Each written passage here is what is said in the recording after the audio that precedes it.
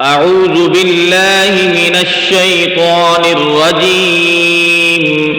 بسم الله الرحمن الرحيم. الرحمن علم القرآن خلق الإنسان علمه البيان.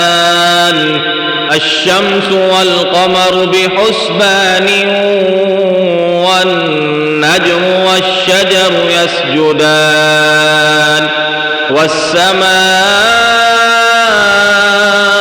رفعها ووضع الميزان ألا تطغوا في الميزان وأقيموا الوزن بالقسط ولا تخسروا الميزان.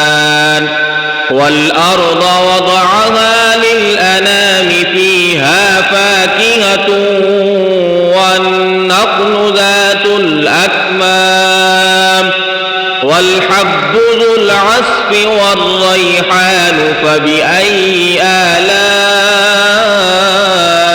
ربكما تكذبان.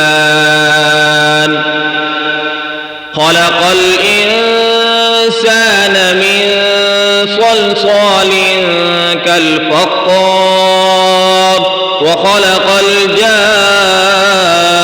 الجان من مارج من نار فبأي آلاء ربكما تكذبان. رب المشرقين ورب المغربين فبأي آلاء ربكما تكذبان. مرج البحرين يلتقيان بينهما برزخ لا يبغيان فبأي آلاء ربكما تكذبان. يخرج منهما اللؤلؤ والمرجان فبأي آلاء ربكما تكذبان. وله الجوار المنشآت في البحر كالأعلام فبأي آلاء ربكما تكذبان.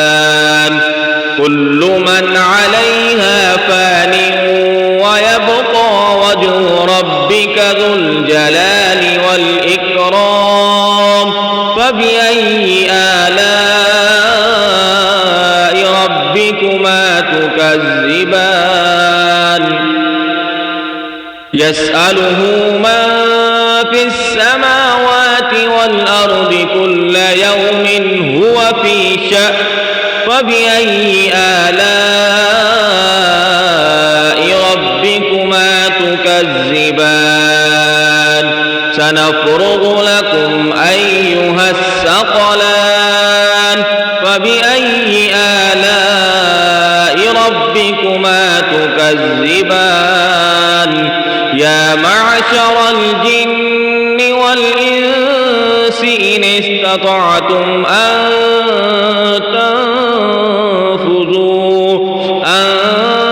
تنفذوا من أقطار السماوات والأرض فانفذوا لا تنفذون إلا بسلطان فبأي آلاء ربكما تكذبان. يرسل عليكما شواظ من نار ونحاس فلا تنتصران فبأي آلاء ربكما تكذبان. فإذا انشقت السماء فكانت وردة كالدهان فبأي آلاء ربكما تكذبان. فيومئذ لا يسأل عن ذنبه إنس ولا جان فبأي آلاء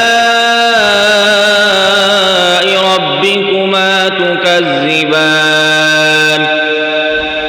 يعرف المجرمون بسيماهم فيؤخذ بالنواصي والأقدام فبأي آلاء ربكما تكذبان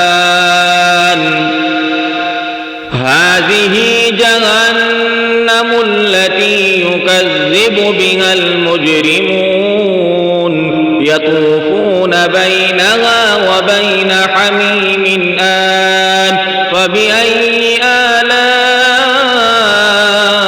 ربكما تكذبان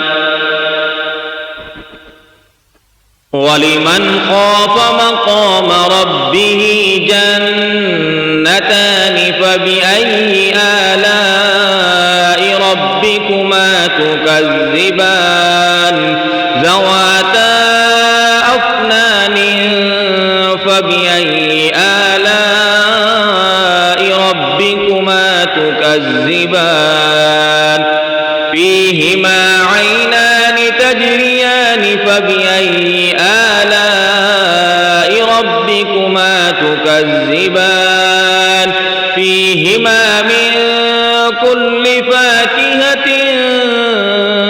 زوجان فبأي آلاء ربكما تكذبان متكئين على فرش بطائنها من استبرق وجنى الجنتين دان فبأي آلاء ربكما تكذبان فيهن قاصرات الطرف لم يطمثهن إنس قبلهم ولا جان فبأي آلاء ربكما تكذبان كأنهن الياقوت والمرجان فبأي آلاء ربكما تكذبان هل جزاء الإحسان إلا الإحسان فبأي آلاء ربكما تكذبان ومن دونهما جنتان فبأي آلاء ربكما تكذبان مدهامتان فبأي آلاء ربكما تكذبان فيهما عينان نضاختان فبأي آلاء ربكما تكذبان فيهما فاكهة ونخل ورمان فبأي آلاء ربكما تكذبان فيهن خيرات حسان فبأي آلاء ربكما تكذبان حور مقصورات في الخيام فبأي آلاء ربكما تكذبان لم يطمثهن إنس قبلهم ولا جان فبأي آلاء ربكما تكذبان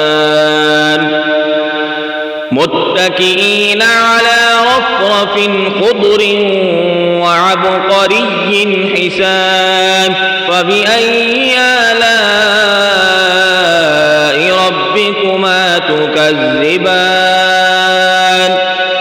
تبارك اسم ربك ذي الجلال والإكرام صدق الله العظيم.